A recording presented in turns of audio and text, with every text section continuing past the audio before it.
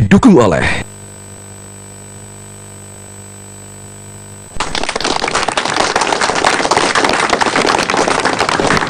Terima kasih Anda terus di Mata Najwa. Saya berada di balkon KPK. Malam ini Mata Najwa membuka dapur KPK. Dan untuk melengkapi perbincangan telah hadir di balkon KPK Sosiolog UI Imam Prasojo. Selamat malam Mas Imam, terima kasih sudah hadir.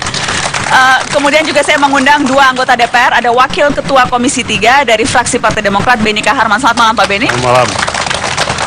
Pak Beni tidak sendirian, kalau anggota DPR tidak boleh satu, harus ada minimal dua. Ada anggota fraksi PKS, juga anggota Komisi 3, Al Muzamil Yusuf. Selamat malam Pak Muzamil Yusuf. Malam Mbak Dana. Terima kasih sudah bergabung bersama kami. Kita malam ini membuka dapur KPK. Tadi saya sudah berbincang dengan Pak Ruki dan juga sudah diajak berkeliling KPK. Saya ingin mau ke Mas Imam. Mas Imam, Anda intens mengikuti apa yang terjadi dengan KPK dan Polri sejak awal tahun. Saya ingin tahu pendapat Anda hari ini, malam ini, melihat KPK saat ini seperti apa? Saya melihat KPK sekarang ini masih terus dalam posisi defensif dan masih dalam posisi rentan. Sebentar lagi saya tidak tahu apa yang terjadi dengan Pak Ruki. Mungkin saja selesai, tidak terlalu lama. Dan itu sesudah itu apa? Karena Perpu. Bocorannya saya sudah tahu. Nah itu sesudah itu menjadi pertanyaan seperti apa wajah KPK. Pada saat ditembak lagi misalnya, ya sekarang Pak Ruki boleh mengatakan bahwa ini kita tidak takut. Ini bukan masalah soal takut atau tidak takut, tetapi lubang-lubang undang-undang ya ditersangkakan apapun kasusnya itu selesai dia. Dan itu bukan karena kesalahan KPK, tapi memang struktur perundang-undangan kita itu yang menurut saya menjadi posisi KPK rentan dan sekarang digunakan. Itu yang terjadi. Rentan? Sangat rentan menurut saya. Dan ngangguk-ngangguk Pak Ruki, artinya setuju. Setuju. Dan mengkhawatirkan hal yang sama tidak Pak Beni terhadap KPK? Atau jangan-jangan berbeda? Karena selama ini persepsi publik, DPR sebagai mitra kerja seringnya nyerang KPK, bukan bantuin KPK.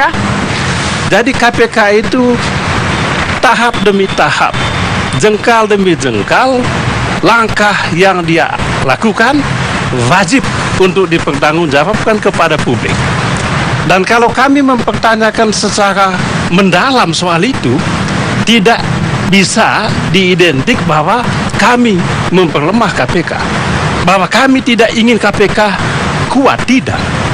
Kami ingin KPK kuat dengan kewenangan yang luar biasa tadi, tetapi kami juga menuntut penggunaan kewenangan tadi itu supaya dipertanggungjawabkan kepada publik. Spesifiknya kalau kita bicara situasi kondisi yang sekarang, ya, betapa dengan mudahnya kemudian diganti atau ditersangkakan bahkan untuk pelanggaran lalu lintas sekalipun. Bagi saya bukan soal ditersangkakan. Poin yang lebih fundamental adalah bagaimana pimpinan KPK mempertanggungjawabkan langkah hukum yang dia lakukan. Itu yang harus dilakukan. Selama ini bukan soal tersangkanya, tidak. Selama ini apakah Anda melihat ada gap Saya itu? tidak melihat KPK mempertanggungjawabkan itu. Misalnya dalam kasus penetapan Komjen Budi Gunawan oleh KPK, tidak ada penjelasan yang transparan, yang terbuka. Kalau saya nantang KPK, coba buka. Betul nggak itu sih? Betul nggak tuduhan bahwa KPK menetapkan PSK Komjen Budi Gunawan karena ada motif politik di balik itu? Ada tidak? Bukan. Karena itu tapi bukan Pak Beni, maksudnya. saya harus potong. Apakah karena itu kemudian Anda bersikeras gelar perkara di Bareskrim harus melibatkan KPK? Loh, demi objektivitas, demi transparansi, demi akuntabilitas. Oke, supaya memang ketahuan, betul nggak sih? Kalau bisa KPK diajak dong datang, kita buka ini, betul nggak? Adakah ajakan itu Pak? Karena informasi yang kita dengar terakhir dipending sampai belum ketahuan sampai kapan gelar perkara di Bareskrim. Apa yang Anda ketahui soal kasus yang sangat sensitif ini, kasus BG? Kami diundang untuk hadir untuk melakukan gelar gelar perkara bersama. Cuma kami keberatan ketika gelar perkara itu dilakukan di depan publik. Kenapa Pak? Kalau gelar perkara tertutup, itu kita siap. Perkara ini masih dalam penyelidikan. Masih banyak hal-hal yang belum saatnya dibuka kepada publik. Dan nampaknya alasan itu bisa diterima. Sehingga mereka mengatakan kalau begitu kita tunda dulu. Buat kami KPK, kapanpun perkara itu mau digelar, ketika itu juga kami siap. Malam ini pun kami siap. Tapi kami tidak siap, kami tidak mau kalau perkara itu dibuka ke depan publik. Ke depan publik nanti di pengadilan. Tapi bukan berarti KPK mengubah sikapnya, mengubah pandangannya bahwa memang ada cukup bukti untuk menetapkan BG sebagai tersangka. Tidak mengubah itu, Pak. KPK tetap berkeyakinan bahwa sesungguhnya ada masalah sehingga menjadi tersangka Budi Gunawan. Itulah kesalahan KPK yang paling utama. Kalau kita Saya mau mendengar objektif, jawaban karena itu penting. Apakah kemudian KPK masih tetap pada posisi Budi Gunawan saya ada yakin masalah? tak mungkin. Kok Anda yang menjawab, Pak Benny? Ini ada PLT Iya, Ketua KPK, saya Anda bertanya beliau. kepada PLT. Gimana, Pak?